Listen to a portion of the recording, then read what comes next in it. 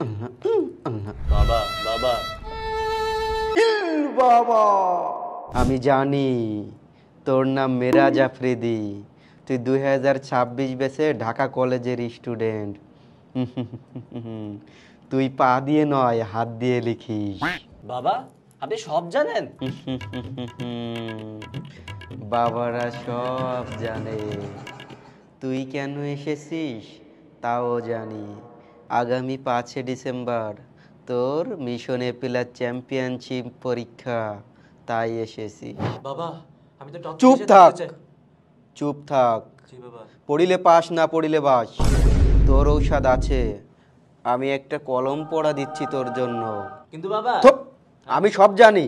তোর 100 মার্কের পরীক্ষা, Bangla, English, ICT, physics, chemistry, math, biology সব সাবজেক্টই আছে।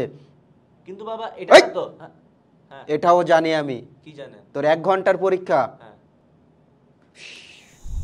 ধর কলম ধর।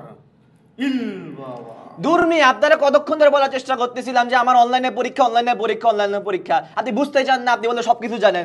ভন্ড বাবা কোথাকার। ধর কলম দিয়ে করবো কি?